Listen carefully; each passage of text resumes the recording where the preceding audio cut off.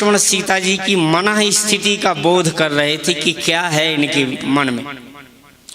कहते हम सब चौकीदारों की तरह छुप करके जब बैठे रहे तो हमने क्या देखा कि राम जी की सेवा कर रहे थे लक्ष्मण और सीता, अपने अपनी गोद में चरण रखकर 2 घंटे सेवा की और राम जी तन्मय हो गए, विश्राम में लीन हुए। सीता जी थोड़ी देर सेवा करते करते चरणों में ही सिर रखा राम जी के, सीता जी भी वहाँ सो गई।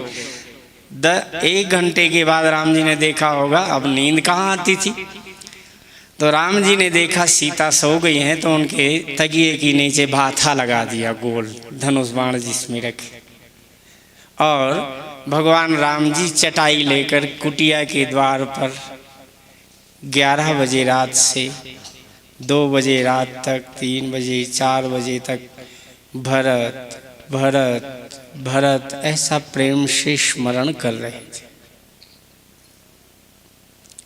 सीता जी को भी 1 घंटे बाद नींद खुल गई, कहाँ गए प्राणनाथ, ये नीचे लगा दिया। देखा तो भगवान श्री राम जी के प्रेम अश्रु और भरत भरत भरत प्रेम से जप कर रहे थे। लक्ष्मण जी भी आ गए और भरद्वाज जी ने कहा मैंने देखा लखन राम सीता ही अति प्रीति, निशि सब तुम्हें शराहत बीती। लखन राम सीता ही अति प्रीति।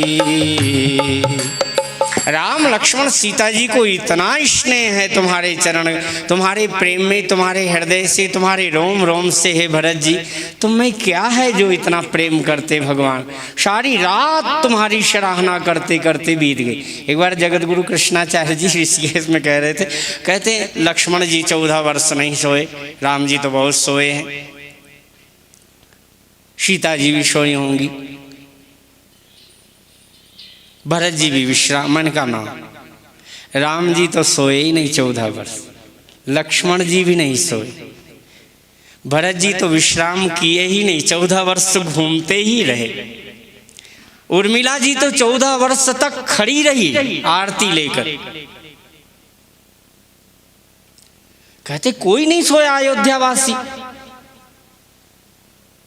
अरे राम जी के लिए पय आहार फल असन एक निशि भोजन, एक लोग करहि राम हित नेम व्रत परिहरि भूषण भो। सब कुछ त्याग करके इतना प्रेम करते थे अयोध्यावासी।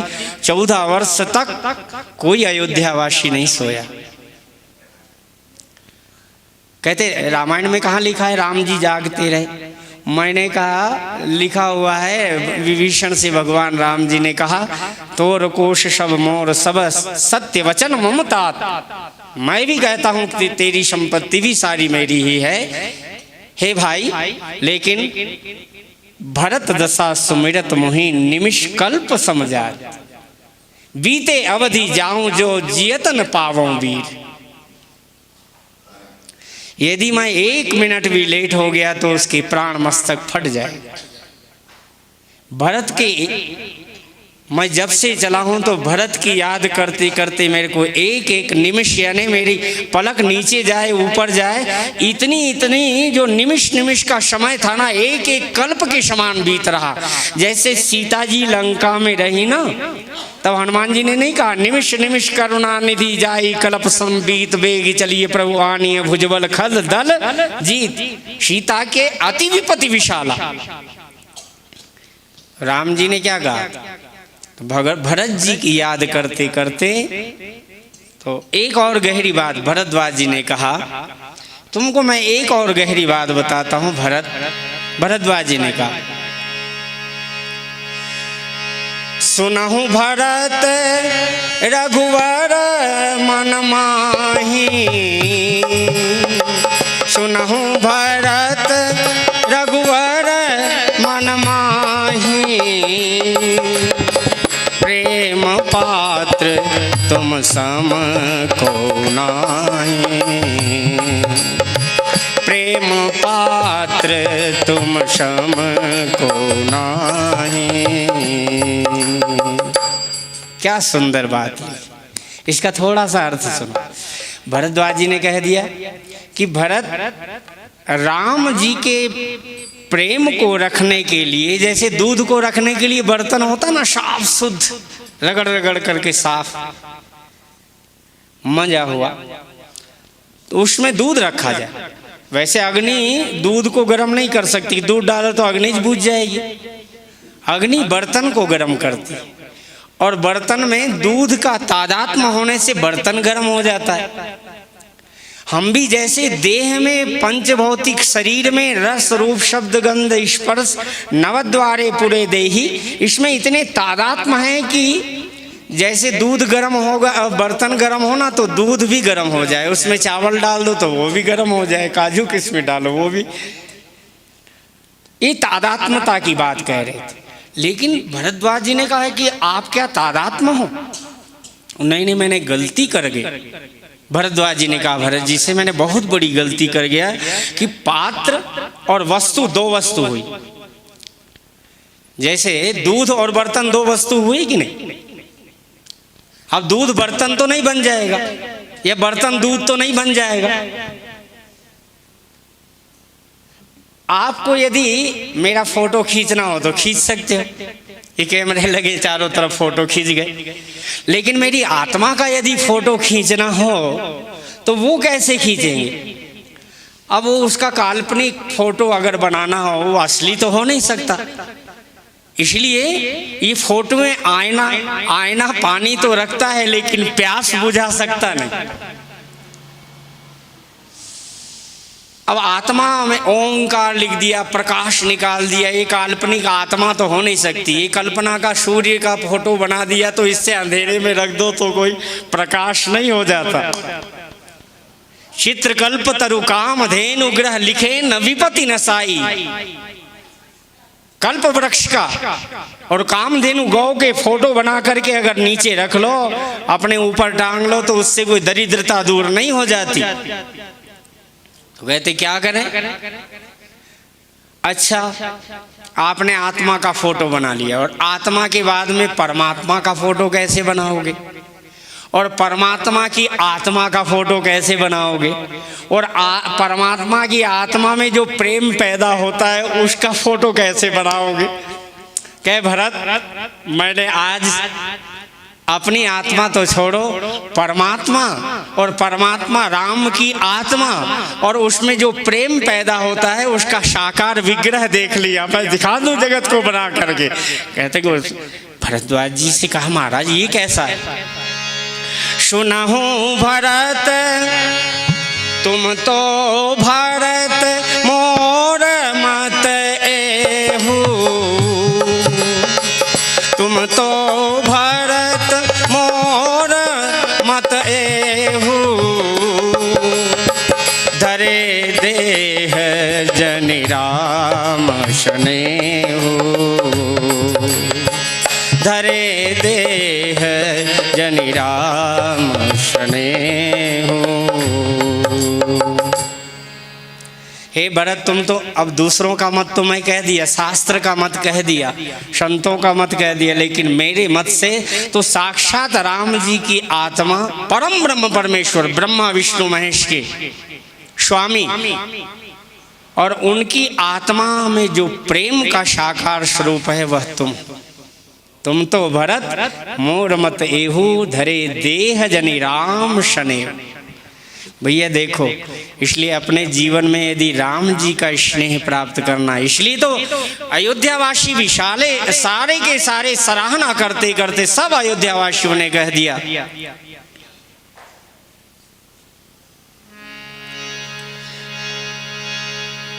भरत ही कहीं सराही सराही, राम प्रेम मूर्ति तनवाही। राम जी के प्रेम का साक्षात स्वरूप यदि विग्रह तैयार किया हो तो भरतलाल जी महाराज।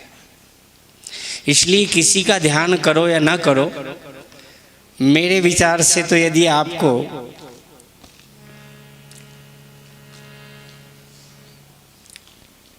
मेरे विचार से भी और गोस्वामी जी के मत से भी यदि प्रेम तत्व शुद्ध हृदय चाहते हो तो एक माला भरत जी के नाम की जरूर फेरा करो।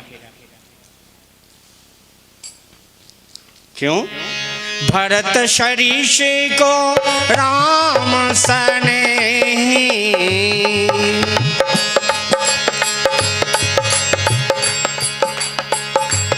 भरत शरीष को राम सने, जग जप राम राम जप जे। संपूर्ण जगत यदि राम राम जपता है तो भगवान भी माला लेकर के भरत भरत भरत।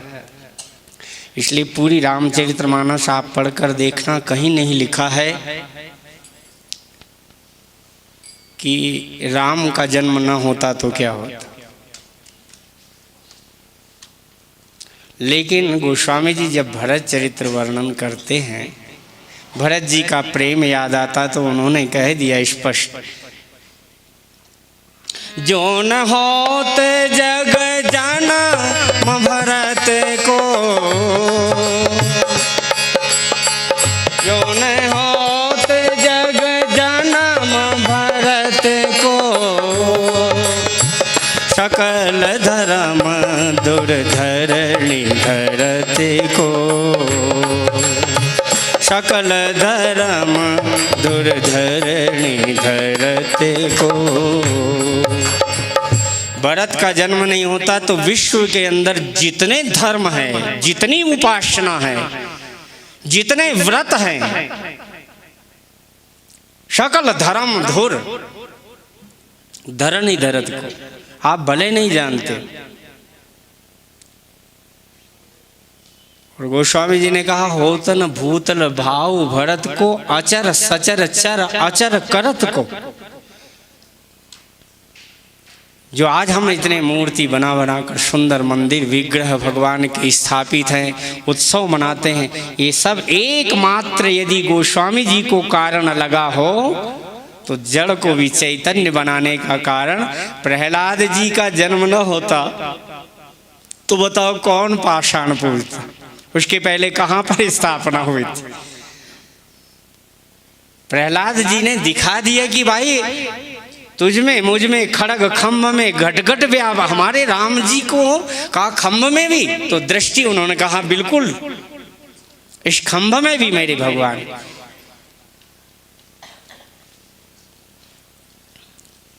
तो भरत जी ने खंभे को, जैसे प्रहलाद जी ने भगवान को आना पड़ा, लेकिन भरत जी ने तो वहीं के वहीं जहां भी पाषाण को, जहां उनके चरण पड़ते थे, द्रवहि वचन सुनी कुलिश पषाण, पुरजन प्रेम सकल जग जाना। इसलिए गोस्वामी तुलसीदास जी पूर्ण आहुति करते हुए भी कह दिया, सिया राम प्रेम। इसको भी खोल लो थोड़ा, कभी कभी बजा कर दे, थोड़ा ट्रेनिंग भी हो जाएगी मेरी। सिया राम प्रेम पीयूष पूरण होत जन मन भारत को, सिया राम प्रेम पीयूष पूरण होत जन मन भारत को, मुनि मन आगम शम जम नियम दम विषम व्रत आचरत को, दुख दाह दारिद दंभ दूषण सुजस मिष अपहरत को, कलिकाल तुलसी शेष ठन राम सन्मुख करत को। गोस्वामी जी कहते हैं, भैया मुझे भी एक जीवन में अनुभव अपने मैं प्रत्यक्ष किया। सिया राम प्रेम पीयूष पूर्ण होत जन मन भरत को। देखो तीसरी बार गोस्वामी जी ने, भरत का जन्म नहीं होता तो क्या होता। मुनि मन अगम सम जम नियम दम विषम व्रत आचरत को। ये दुख दाह दारिद दंभ, संसार के अंदर दंभ कोई भी दूर नहीं कर सकता। किसी देवताओं की उपासना से दंभ दूर नहीं हो। गोस्वामी तुलसीदास जी के मतानुसार, मेरा कोई मत नहीं, उन्होंने कहा कि भरत जी महाराज का जन्म नहीं होता तो दुख का नाश करने की क्षमता किसी में नहीं। जिस संत को भी भगवत प्राप्ति हुई हो उसकी जिंदगी में या तो भरत जैसा समर्पण ही रहा।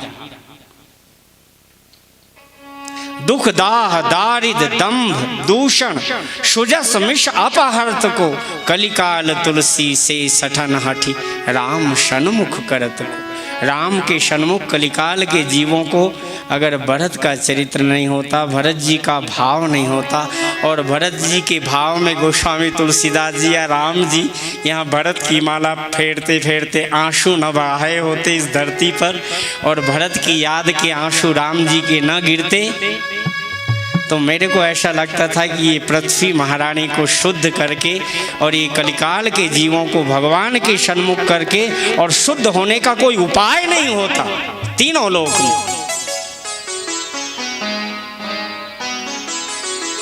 इसलिए ये कथा जो है ना, भगवान शंकर स्वयं पार्वती जी को स्वीकार, राम जी ने कह दिया तो कहते महाराज कर लेंगे। फिर मैं उसमें भी कह दिया, कहते महाराज कई जन्म पहले बहुत विवाह तो कर लिए, काशी उचित यद्यपि उचित असनाही नाथ बचन पुण्य मेट न जाए। देखो इसमें भी दो बात कर दी। आपकी आज्ञा है तो स्वीकार करना ही पड़ेगा, वैसे कोई जरूरी नहीं। भरत जी की याद कर आज शंकर, ये स्वयं भरत चरित्र का मंथन शिव का मंथन, शिव ही साक्षात ऐसे बन करके बड़े भाव से आइए। तो भगवान शंकर पार्वती जी की परीक्षा ली। ऋषियों ने संक्षिप्त में कह दे भगवान का श्रृंगार करे, थोड़ा दूल्हा बनाए।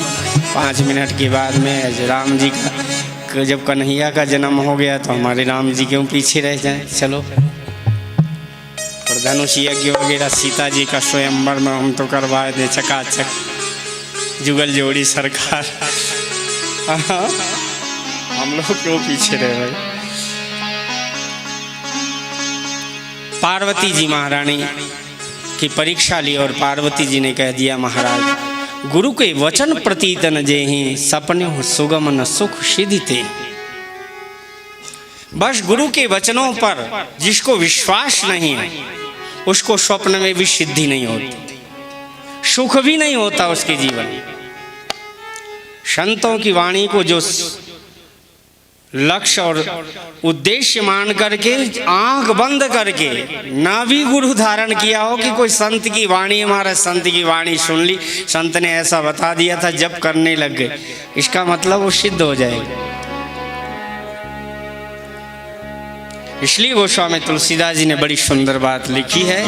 आइए, पार्वती जी ने कहा गुरु के वचन प्रतीत न जेहि सपने हो सुगम न सुख सिद्धते हैं। इसलिए महाराज आपको देर हो रही है और आपको ब्याह शादी दूसरों की करवाने की बहुत इच्छा हो तो जाओ ना, वर कन्या अनेक जगमाही। दूसरी कन्याएं बहुत बेचारी कुंवारी पड़ी हुई है और बहुत से बेचारे वर भी कुंवारे पड़े हुए हैं, उनके साथ उनका जोड़ा क्यों नहीं बैठा देते हो।